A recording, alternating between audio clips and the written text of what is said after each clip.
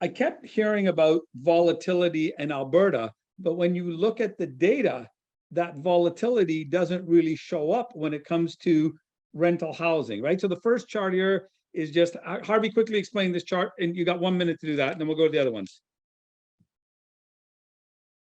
So housing, and another one of my beliefs, if you want to assess what's going to happen in the future, you evaluate what's happened in the past. And so I've been in this business for 3 decades, and Calgary or Alberta has experienced very significant, strong housing markets in the past. 2000 to 2008 was a significant trend. 2010 to 2016. One statistic that I followed is housing starts per capita. In the last 20 years, Calgary is equal to Toronto and 30% ahead of Toronto as far as housing starts per capita. It's right. a very significant statistic. Harvey, the data here is just showing that home prices in Calgary have not increased the way that they have in Toronto and Vancouver, right? And our overall belief here, and I think it's come up with other speakers, that people in Alberta have more money in their pocket. Fair enough, because of housing costs are lower. And therefore, as more product gets built and as more luxury product, people have money in their pocket to pay rent.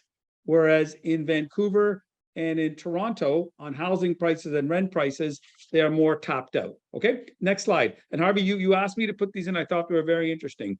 So this is the rent growth of 1-bedroom apartments and 2-bedroom apartments in Calgary, right? And Sarah, just so you can see that there's not much of a difference. In fact, they're about the same. Calgary's rent growth in the last 21 years has been 43%, and Toronto's has been 42%, and that's CMHC data. So it's, sanitized average of the average, and it sort of dispels the volatility of Calgary or Alberta because the rents don't seem to be that volatile. Okay, and let's show the 2 bedrooms. So and you see sort of same thing here.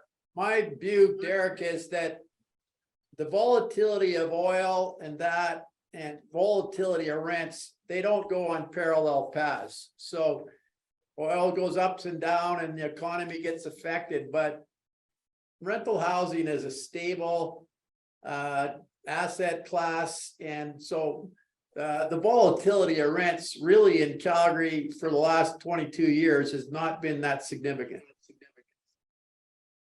I think that's a really important point. Phil and James, I'd like you to comment on that also as well, because that's what I hear all the time is, yeah, I don't want to go to Alberta because of the volatility. Well, doesn't look like the volatility is there when you look at the rental numbers.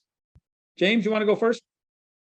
You guys own apartments all over Canada. You're looking at this thing nationally. Yeah, look, I mean, that's the difference between a regulated market and an unregulated market, right? I mean, certainly, if you look at this chart here between 2016 and 2018, rents were flat. I mean, our true rents, we were managing for occupancy, obviously, and so we were leading the market on occupancy, so our rents were slightly lower. But you're right. I mean, at the end of the day, we provide a necessity, and not only a necessity, an affordable form of that necessity. And so, certainly that volatility is not as, or that beta is not as wide as certainly other markets.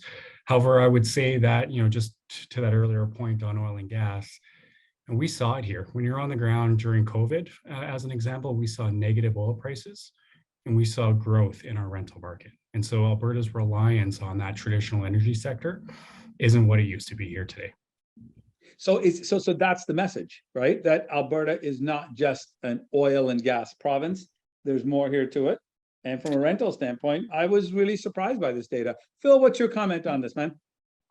Well, I mean, I find it interesting to look at, the real estate cycle kind of peaked in Alberta in the multifamily business in about 2014, 2015, and then the Liberals came into power and drove both the capital and the people and a lot of the equipment out of the oil patch, and it went south of the border. So you see that our rents were kind of, they declined a little bit, but, at the same time, our operating costs continued to escalate. So, yes, NOIs declined significantly during that period. Very few people that operate apartments in Ontario when I tell them that, you know, our net operating income per unit today is only 60% of what it was 8-9 years ago, they find that hard to believe. So the rents are back to where they were before, but operating costs are much higher. But we are in that recovery phase where, you know, the next step is NOIs are going to really increase. Right, but Phil, I think operating costs for everybody have increased and taxes in Alberta are generally lower. So when you look at cost per door of operating costs, fair enough, they are lower in Alberta by quite a bit. Okay. So on a new Everything, construction deal, yeah. everything that costs you money costs less in Alberta than anywhere else.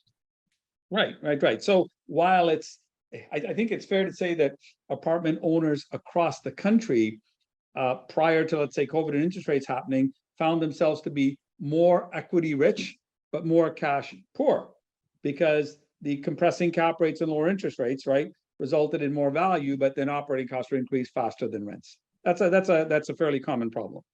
Okay.